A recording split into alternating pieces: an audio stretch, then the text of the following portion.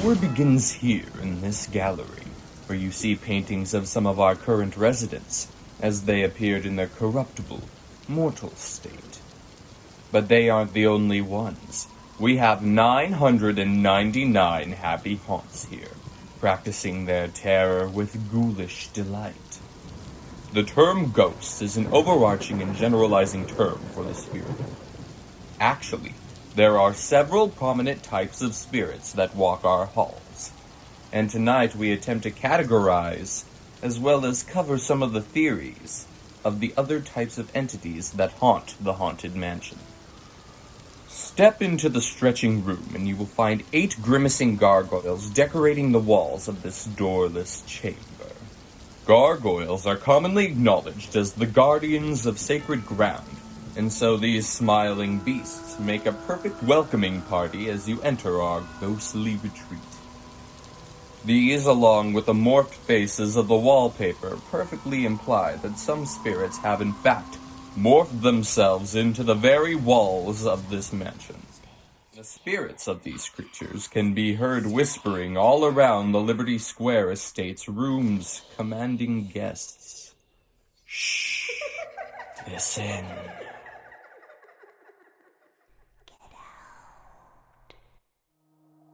Once we enter the portrait gallery, you may sense a disquieting metamorphosis.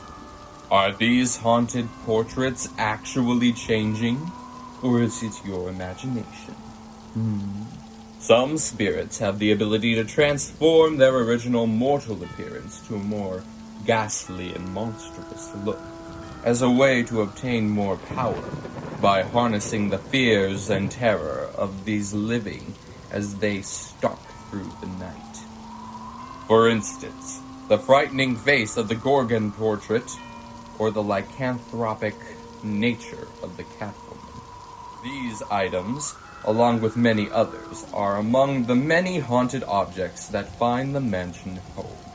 Haunted objects are described as eerie items that have become possessed by the supernatural, bound together with the spirit for all eternity. Some examples of these items include changing portraits, suits of armor, possessed busts, floating candles, 13-hour clocks, and of course, technically our very own Madame Leota, the omnipotent spirit within the crystal ball.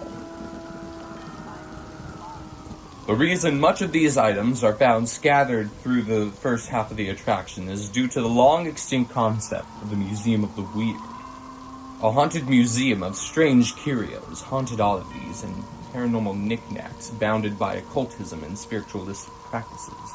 These items might very well be of interest to Madame Leota, summoner of the spirits and well-rounded to the spirit world, well outside the bounds of dead humans.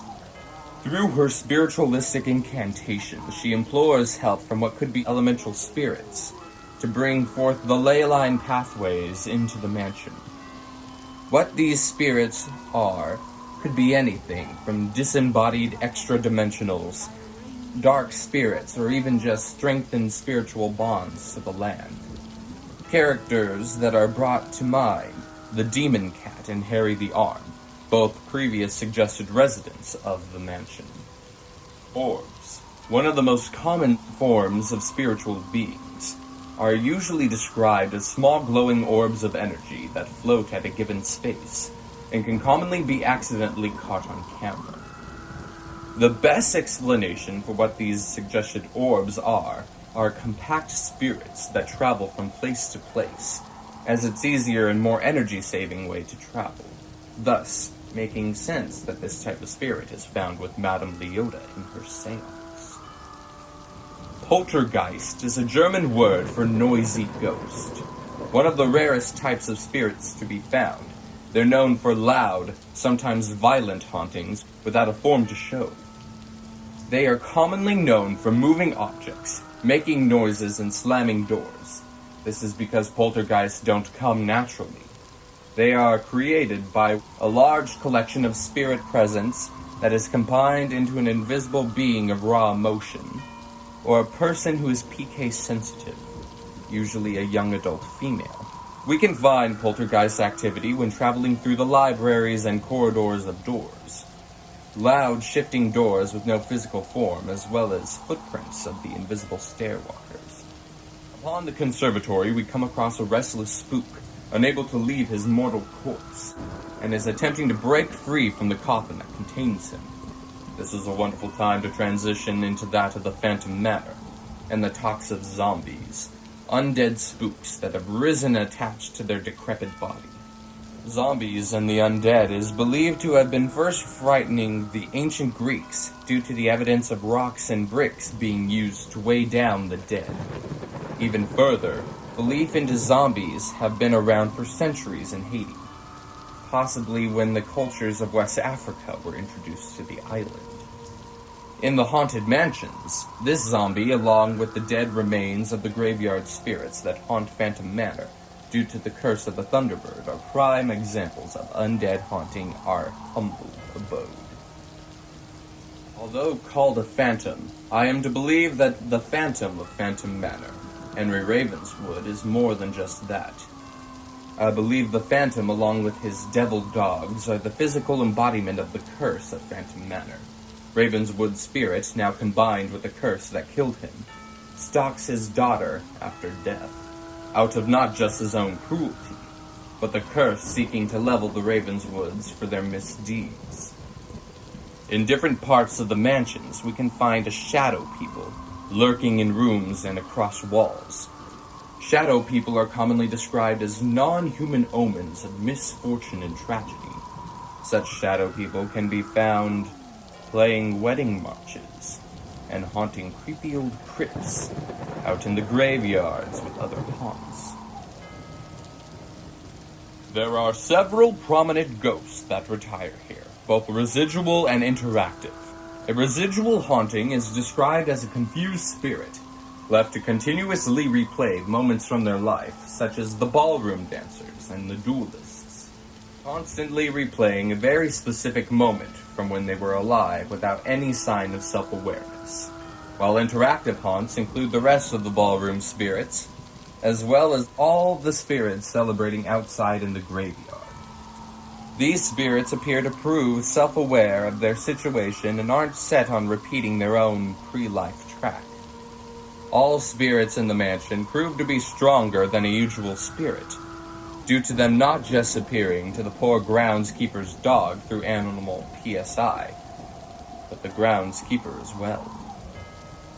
The final subject I'd like to focus on is that of Constance Hatchaway, the Black Widow Bride. Through the mansion's history, there has been a few brides that haunt the mansion in a clear nod to entities known as the Woman in White, but none like Constance. I believe that Constance may just be the most powerful spirit in the mansions.